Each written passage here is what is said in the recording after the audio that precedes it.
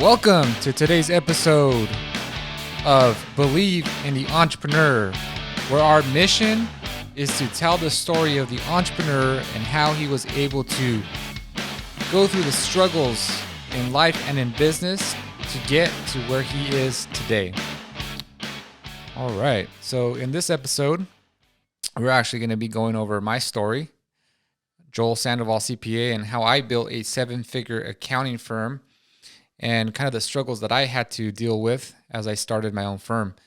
So I'm actually going to go back to 2016 when I had a 6-figure salary and was an accounting manager at a real estate developer. So I was working there, kind of the 9-to-5 job. Actually, when you're making 6 figures, it's not really 9 to 5. I was working probably 9 to 8 o'clock or so. It varies until you get your job done. But anyway, this was back in March 2016, and I had started already doing tax returns for family members kind of on the side.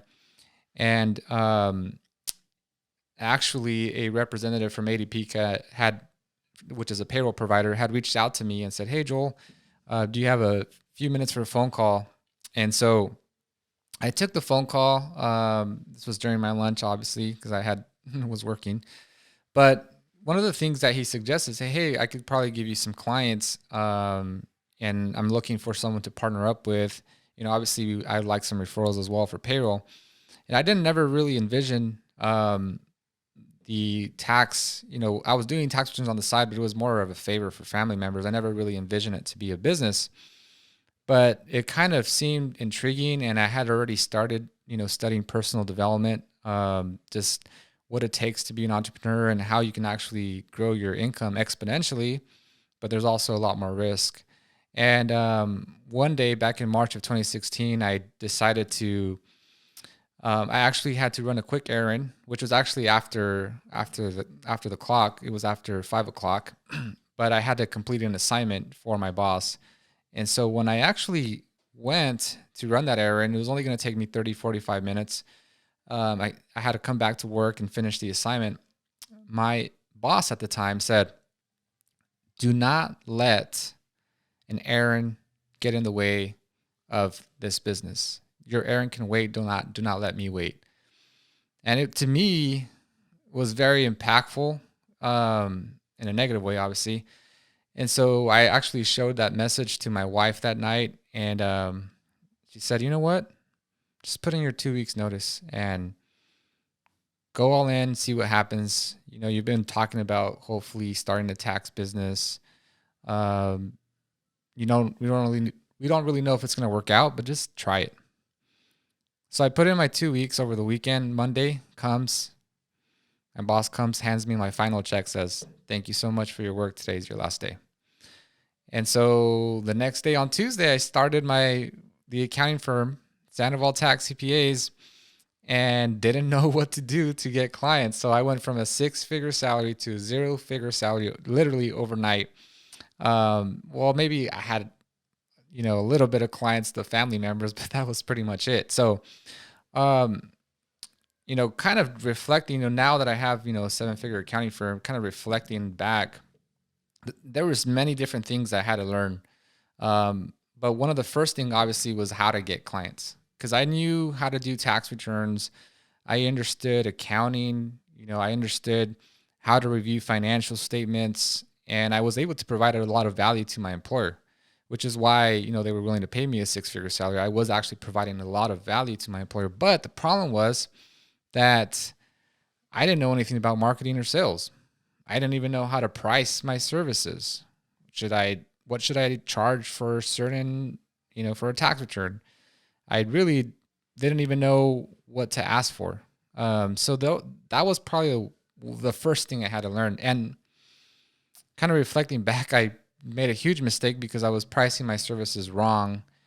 Because as I started to kind of get a little bit of traction and get some clients, I realized that I only was making enough money to put food on the table for my family and myself, but I didn't have enough money left over to pay for an assistant. And I was like, I needed an assistant because I was drowning. I was the only person working, and I was like, how can I, I'm going to basically give up some of my income to hire an assistant, but now I have nothing left over for myself and I still need to put food on the table. That's when I realized that I had to increase my prices. But as soon as I did that, I started losing clients. I just, obviously, when you double the fee for a client, many of them are going to leave, and it's understandable. And so I kind of now had to figure things out all over again. And that was very impactful because it's almost like, hey, you gained some momentum, you finally you're able to put food on the table, but now you're losing clients and now you're kind of back at square one. But at least you have an assistant, but now you don't need the assistant because you don't have any clients. So then you try to figure out, okay, well, what can I do to increase my prices and still be able to kind of provide a good service? And so I had to learn basically how to do actually a better sales presentation and how I can prove how I am different compared to another accountant. How am I more valuable compared to, the accountant next door? And that was something I didn't have a unique selling proposition. And that's something that I had to learn as I started to grow my business and how to differentiate ourselves. And, those are just some of the things that I had to learn in business. And obviously, there's a lot more that we'll probably cover in other episodes, like how to build systems, how to build, have operations running smoothly. But in today's episode, I just kind of wanted to go over kind of the beginning stages of my entrepreneur career and kind of the things that I had to deal with as I started this business venture. I was not born an entrepreneur. I never wanted to be an entrepreneur. I just really wanted to have a good, successful career. That's what my parents had. My mom was an escrow officer making obviously, she was making six figures as well. My dad was a property manager, probably making around six figures as well. And so that's kind of what I wanted to do, is like, how can I, have a good paying salary? And so I actually went to school, got a degree in business with a concentration in accounting. That's what I wanted to do. But just through life, you get curveballs, you learn things along the way. And then eventually for some people, they get an entrepreneurial bug. That's what it was for me. And I think I don't think I would have ever started an accounting firm if it wasn't for my employer kind of making me upset, to be honest. And so now I think because of that, here at our firm, I've put a lot of focus into building a good culture, making sure that my team is well taken care of, showing appreciation, showing that how they're an important asset to our company, because really without the team, it's impossible to grow. As a one person show, you can only grow so much. So it takes an army, it takes a team of people to build a big company.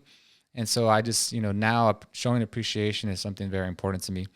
But anyway, that's this episode of the Believe in the Entrepreneur podcast. Hopefully you guys found some value in this episode. We'll be bringing in hopefully some guests and be able to share their stories. But this is my story. And if you have any questions, you can find me on Instagram under Joel Sandoval CPA. Feel free to send me a direct message, and I'd be more than glad to answer any of your questions. So hope you guys have a good day, and I'll see you in the next episode of Believe in the Entrepreneur.